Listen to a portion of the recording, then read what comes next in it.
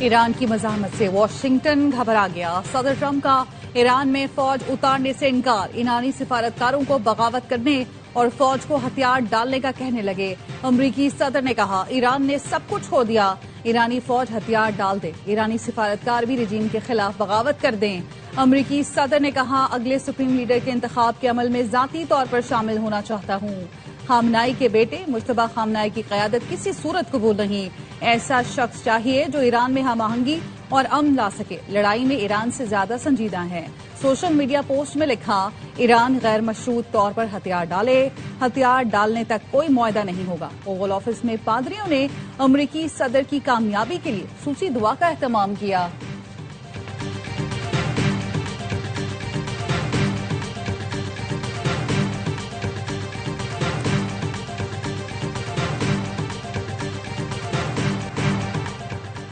ہم تو انتظار میں ہیں کہ امریکہ فوجیں اتارے۔ ایرانی وزیر خارجہ کا کہنا ہے کہ صدر ٹرمپ آپ کا بلا مقابلہ فتح کا پلان اے ناکام ہو گیا۔ ایران پر زمینی حملہ کیا تو امریکہ کے لیے بڑی تباہی ہوگی، پلان بھی اس سے زیادہ بری طرح ناکام ہوگا۔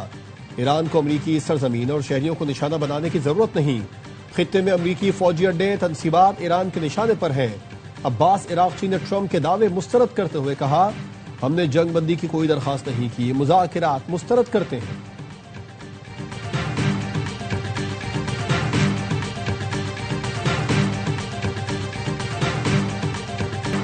ایران پر امریکی اور اسرائیلی حملوں کا 7واں روز۔ اسرائیل کی تہران پر فضائی حملوں کی وسیع لہر، تہران کے انفراسٹرکچر پر حملے، شیراز پر بمباری میں 20 افراد شہید۔ ہلال احمر کے مطابق حملوں میں شہداء کی تعداد 1332 ہو گئی۔ الجزیرہ اور ایرانی خبر ایجنسی کا کہنا ہے تہران پر اب تک کی شدید بمباری کی گئی۔ تہران یونیورسٹی کو نشانہ بنایا گیا، ایک اور سکول بھی اسرائیلی بمباری کا نشانہ بن گیا۔ ترجمان وزارت خارجہ اسماعیل بقائی نے متاثرہ سکول کی ویڈیو شیئر کی۔ یونیسیف کے مطابق امریکی اور اسرائیلی حملوں میں 200 بچے شہید ہو چکے ہیں۔ تہران میں پاکستانی سفارت خانے کے پریس اتاشی کی سفارت خانے کے قریب بمباری کی تصدیق، کہا پاکستان مشن میں موجود ہیں اور سب محفوظ ہیں۔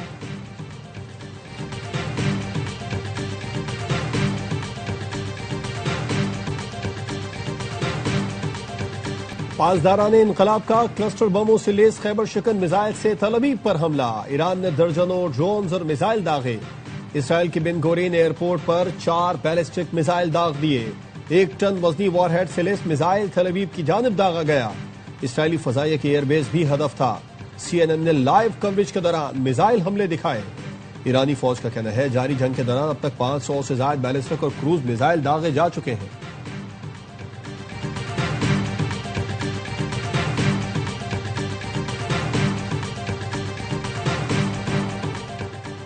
ایران کا متحدہ عرب امارات اور کویت میں امریکی اڈوں کو نشانہ بنانے کا دعویٰ، پاسداران انقلاب نے بتایا۔ UAE میں الزفرا ایئر بیس پر امریکی اڈے کو نشانہ بنایا، کویت میں علی السلم ایئر بیس پر امریکی اڈے کو نشانہ بنایا گیا۔ دونوں ایئر بیس پر امریکی فوجی اہلکار موجود ہیں۔ UAE کا ایران کے 9 بیلسٹک اور 8 کروز میزائل تباہ کرنے کا دعویٰ۔ وزارت دفاع نے بتایا UAE ایئر ڈیفنس نے 112 ڈرونز ڈیٹیکٹ کیے، 109 کو تباہ کر دیا۔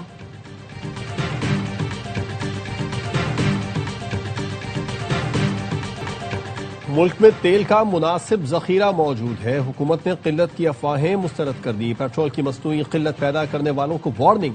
پیٹرولیم مصنوعات سے متعلق اعلیٰ سطح کے اجلاس میں وزیر اعظم شہباز شریف کو بریفنگ دی گئی۔ وزیر اعظم نے ذخیرہ اندوزوں کے خلاف کارروائی کی ہدایت کر دی، کہا مصنوعی قلت پیدا کرنے میں ملوث پیٹرول پمپ فوری بند کر کے لائسنس منسوخ کریں، پیٹرولیم مصنوعات کی بچت اور بلا تعطل فراہمی کے لیے منصوبہ بندی کی جائے۔ شہباز شریف نے پیٹرولیم مصنوعات کی نقل و حرکت کے لیے مانیٹرنگ ڈیش بورڈ بنانے کی ہدایت کر دی، کہا ڈیش بورڈ کے ذریعے صوبوں سے ریئل ٹائم ڈیٹا شیئر کیا جائے گا۔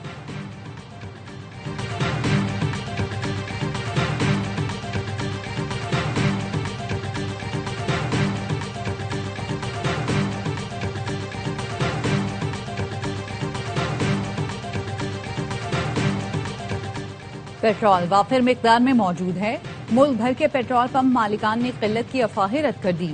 کراچی، لاہور، اسلام آباد سمیت دیگر شہروں میں کہیں بھی پیٹرول پمپس پر کوئی بحرانی کیفیت نظر نہیں آئی۔ پاکستان اسٹیٹ آئل نے بھی اعلامیہ جاری کر دیا، واضح کر دیا ملک میں فی الحال پیٹرولیم مصنوعات کی قلت کا کوئی خطرہ نہیں، پیٹرولیم مصنوعات کی سپلائی کی صورتحال پر مسلسل نظر ہے۔ عوام کو بلا تعطل پیٹرول کی فراہمی یقینی بنائی جا رہی ہے۔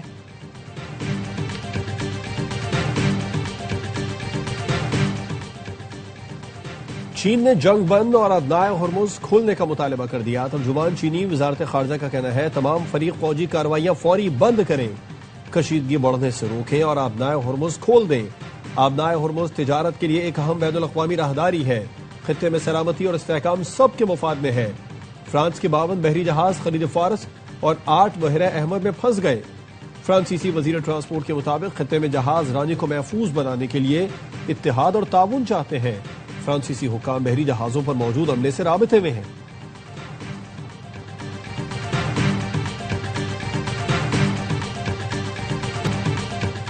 خلیجی ملکوں میں جنگی صورتحال کے باعث پروازوں کا شیڈول درہم برہم۔ سعودی عرب میں پاکستانی عمرہ زائرین کو شدید مشکلات کا سامنا۔ وطن واپسی کی فلائٹ کینسل ہونے کے بعد نیا ٹکٹ ملنا بہت مشکل ہو گیا۔ قیمت منمانی وصول کی جا رہی ہے۔ ایجنٹ حضرات بھی تنگ کر رہے ہیں۔ مدینہ میں موجود عمرہ زائرین کا کہنا ہے پرواز کینسل ہونے کے بعد 30-40 ہزار کا ہوائی ٹکٹ 1.5 لاکھ کا دیا جا رہا ہے۔ پاکستانی حکام صورتحال کا نوٹس لیں۔ امریکی جریدے ڈی سی جرنل نے مودی کی اسرائیل نواز پالیسی کے منفی اثرات کا پوسٹ مارٹم کر دیا۔ لکھا مودی کے دورہ اسرائیل سے خلیجی ملکوں میں بھارتی مفادات کو دھچکا لگنے کے خدشات بڑھ گئے۔ نریندر مودی نے بھارتی تارکین وطن کا مستقبل خطرات سے دو چار کر دیا۔ مودی کا دورہ اسرائیل معمول کی سفارتکاری نہیں، ایران مخالف واضح سیاسی صف بندی ہے۔ مودی کی نیتن یاہو سے کھلی قربت نے بھارت کے متوازن خارجہ پالیسی پر سوالات کھڑے کر دیے۔ خلیجی ملکوں میں بھارت کو اسرائیل نواز سیکیورٹی کیمپ کا حصہ سمجھا جانے لگا۔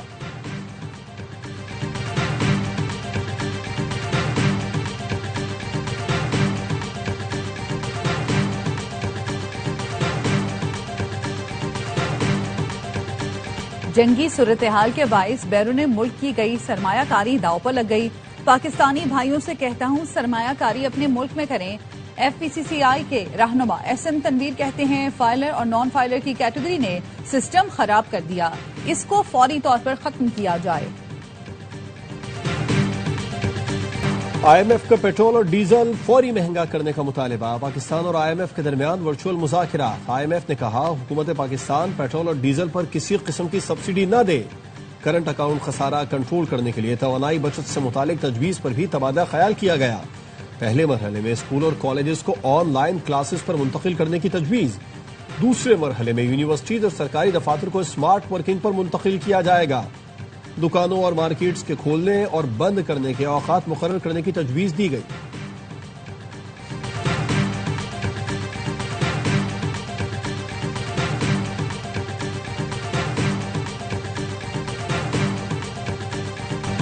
آٹھ سال کا طویل انتظار ختم۔ پاکستان ہاکی ٹیم نے ورلڈ کپ کے لیے کوالیفائی کر لیا۔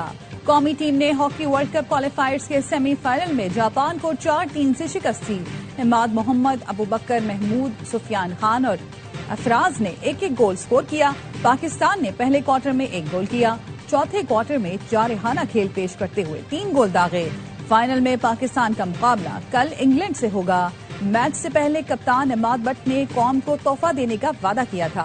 انہوں نے شاندار سہولتیں دینے پر حکومت پاکستان اور وزیر داخلہ محسن نقوی کا شکریہ ادا کیا۔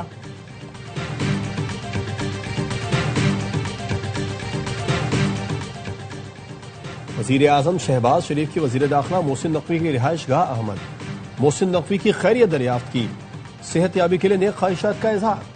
محسن نقوی گزشتہ اتوار اسلام آباد میں مظاہرین سے بات چیت کے دوران زخمی ہوئے تھے۔ ملاقات میں ملکی داخلی سیکیورٹی امن و امان پر بھی گفتگو۔ وزیر اعظم نے کہا عوام کے تحفظ کے لیے ہر ممکن اقدامات کیے جائیں۔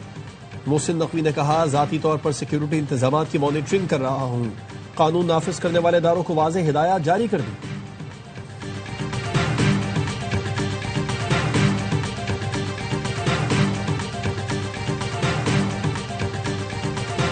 افغان طالبان اور فتنہ خوارج کے خلاف افواج پاکستان کی زمینی اور فضائی کارروائیاں۔ پاک افغان بارڈر پر کرم سیکٹر میں افغان طالبان کی متعدد پوسٹیں تباہ، بھاری آرٹلری فائر سے نشانہ بنایا گیا۔ وزیر اطلاعات نے بتایا افغان طالبان رجیم کے 527 کارندے ہلاک، 755 سے زائد زخمی ہو چکے۔ اب تک 237 پوسٹیں تباہ اور 38 پر قبضہ کیا گیا۔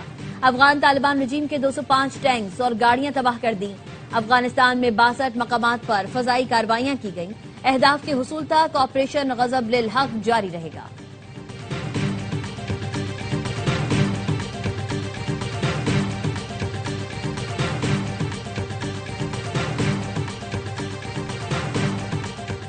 بندوں میں تباہی کے 2 بڑے منصوبے ناکام بنا دیے گئے. بام ڈسپوزل اسکواڈ نے مجموعی طور پر 150 کلو بارودی مواد ناکارہ بنا دیا.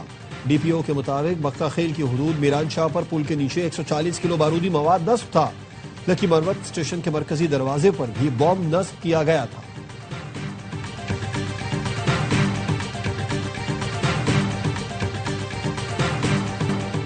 پشاور میں پولیس افسر نے ڈاکوؤں سے لڑ کر بینک ڈکیتی ناکام بنا دی. 3 مسلح ڈاکوؤں کو بینک کے اندر داخل ہونے لگے تو ایڈیشنل ایس ایچ او بہار علی نے روکا. اس دوران بہادر علی زخمی ہوئے لیکن پھر بھی ڈٹے رہے. پولیس اہلکاروں کی جوابی کارروائی سے ڈاکو اسلحہ اور موٹر سائیکل چھوڑ کر بھاگ گئے. ایڈیشنل ایس ایچ او بہادر علی کو 5 گولیاں لگیں. آئی جی ذوالفقار حمید نے RLH میں زخمی اہلکاروں کی عیادت کی. بہادر اہلکاروں اور سیکورٹی گارڈ کے لیے نقد انعامات کا اعلان.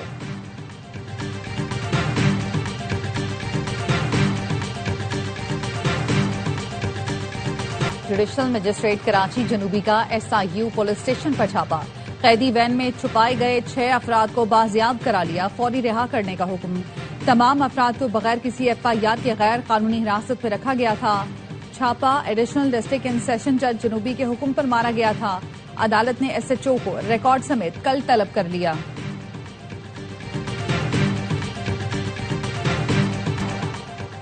پاکستان بھارت کی آبی دہشت گردی کا سامنا کر رہا ہے. بھارت نے سنتاس معاہدہ یک طرفہ اور غیر قانونی طور پر معطل کیا. مستقل مندوب عاصم افتخار کا اقوام متحدہ کی سلامتی کونسل کے اجلاس سے خطاب. کہا پاکستان پانی کو بطور ہتھیار استعمال کرنے کے عمل کو مسترد کرتا ہے. پانی کا بطور ہتھیار استعمال علاقائی امن و سلامتی کے لیے خطرہ ہے. عالمی برادری بھارت سے سنتاس معاہدے کی پاسداری کرائے.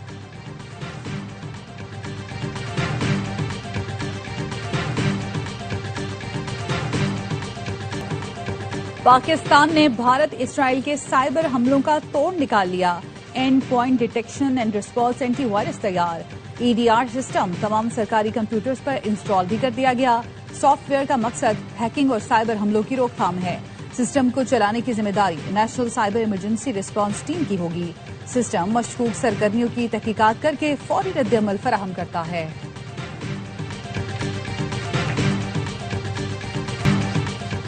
اسرائیل اور بھارت انسانیت کے خلاف گٹھ جوڑ بنا چکے. طاغوتی طاقتیں انسانیت کو تباہ کرنے کی طرف دھکیل رہی ہیں. عالمی ادارے مظلوموں کے تحفظ میں مکمل ناکام ہو چکے.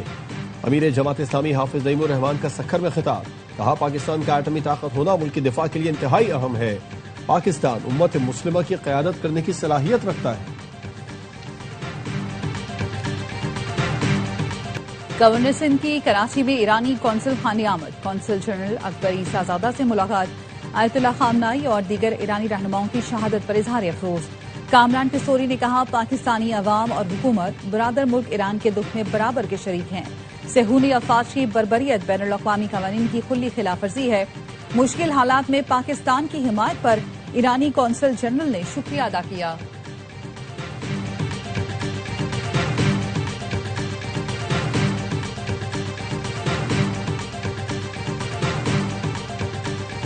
یوم علی پر 21 رمضان کو سندھ کے تعلیمی اداروں میں عام تعطیل کا اعلان. 11 مارچ کو صوبے بھر میں تعلیمی سرگرمیاں معطل رہیں گی.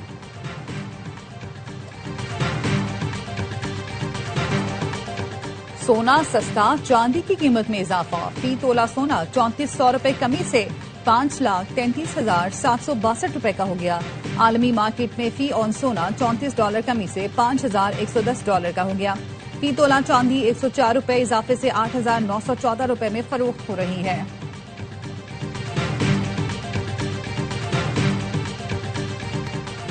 کرکٹ کا سب سے بڑا شو ہر لمحہ پرجوش. اداکارہ نازش جہانگیر آج بنیں گی مہمان.